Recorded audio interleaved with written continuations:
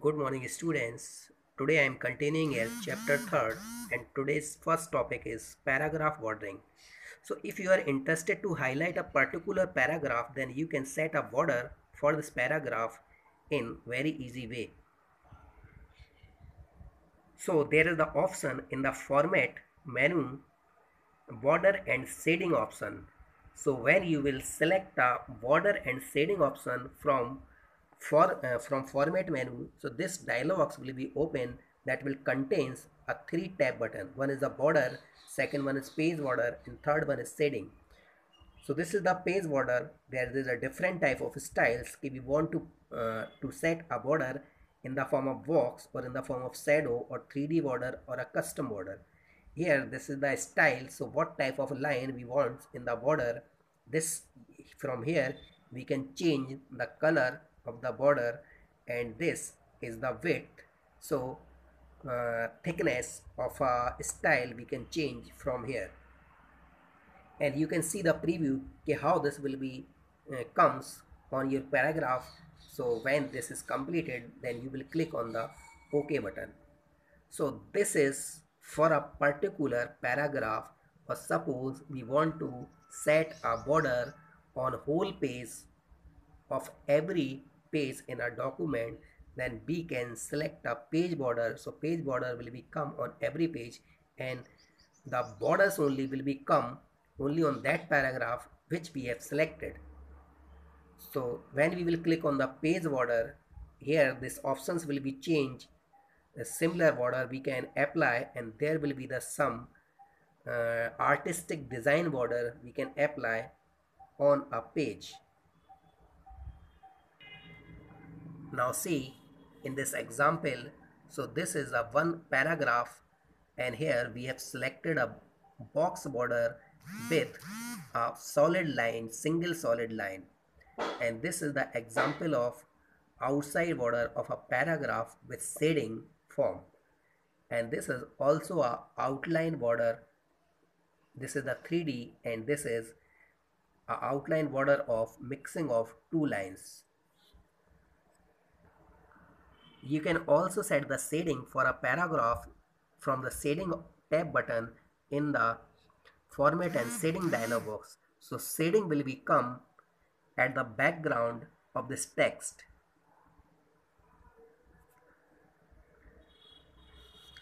Now the next topic is bullets and numbering. So bullets and numbering option is a very useful when we want not type the numbers again and again. So when we will click on bullets or a numbering, the automatically number will become for the next point, such as the advantage, disadvantage on of a particular topic. You can also select border and numbering option from the format menu.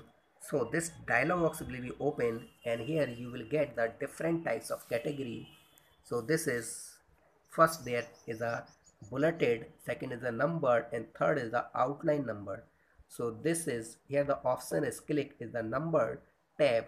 So here the every number will be in next increasing order.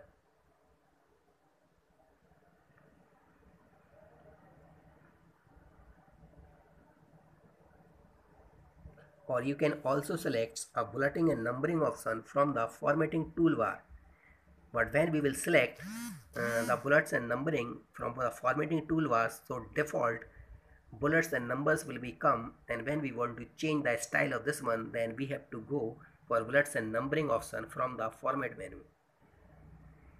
Now here is the next topic, that is a page formatting. Now our suppose documents is completed, and now we want to printing this document. So before printing we have to first see where the data will be printed on the page and what is the default size of our page, so we can change the size from the page formatting from the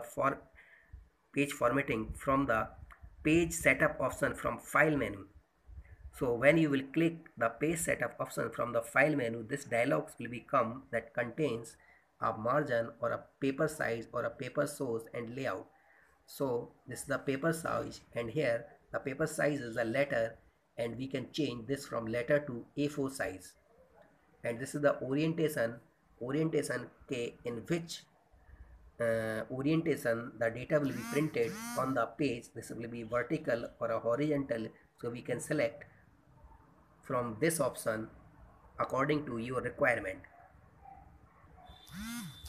So these are the two example of orientation. This is the portrait orientation, so the data will be printed on the paper vertically, and whereas this is the landscape, the data will be shown horizontally on the paper.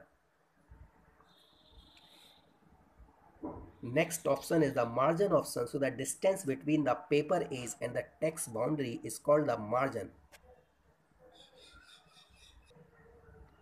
So there are mostly four margins that most important. One is left margin, so you can specify from the user according to your requirement, left margin, right margin, top margin and bottom margin.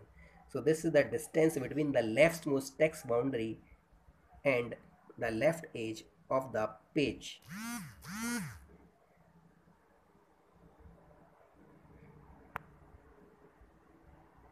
Now here you can see this with the help of an example. So this is the top margin. Here this is comes a left margin, so the no data will be printed in this area. This is the right margin and this is the bottom margin. And what is called the gutter margin. So gutter margin is used for extra margin on the left hand sides for the binding of a textbook. So suppose we have set a gutter margin 0.5 and left margin 0.5. So the total there will be the margin on left hand side will be 1 inch. Now here you can set the top, bottom, left and right margin. From this you can increase and decrease the values of the margin with the help of mouse, or you can also type from the keyboard also. Now the next important topic is the header and footer. So header is the area that when we will set any text or an image in a header that will be shown in every pages of your document, and footer is the bottom area of every page. You can also set this with the help of toolbar, with the help of header and footer toolbar.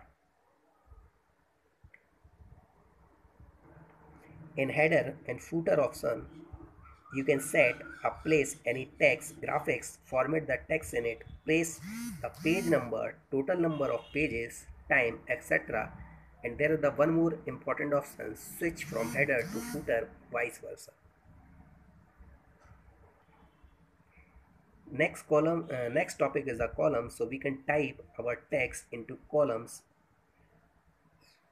in multiple columns in a page. By default the one column will be on the page.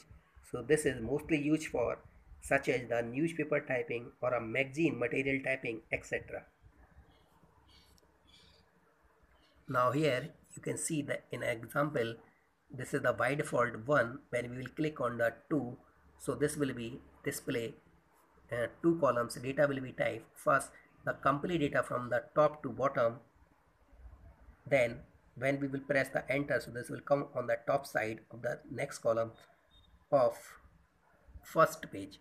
So this is the preview of that. This is the example of here we are setting a 3 columns. But suppose you want to increase the value, so you can specify from here in this dialog box. Next option is the word wrapping.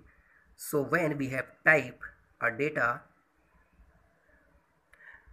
in your documents, in typewriter, typist has to press the return key to end of the line, whereas the MS Word,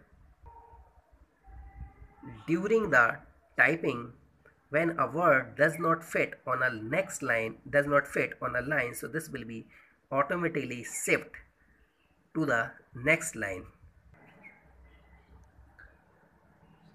Now suppose we have set all the options before taking the printout, and after that This is the option for printing a document. So when we will select the print option from the file menu, or you can also select this with the help of Ctrl plus P. So this dialog box will become that shown. Okay, here this will show the installed printer on your computer, and you want to print all the pages. So this is the range of all pages or current pages or selected page according to custom range, and these are the number of copies. So we can increase and decrease from here and click on OK button. Now when you will click on the OK button, so the data will be printed, and before the printing we can check the preview of the text on a pages where this will be printed. So when you will click on the print preview option from the file menu, so the data will be displayed in this form in a small size texts on the paper. So you can see where the data is printing on the paper.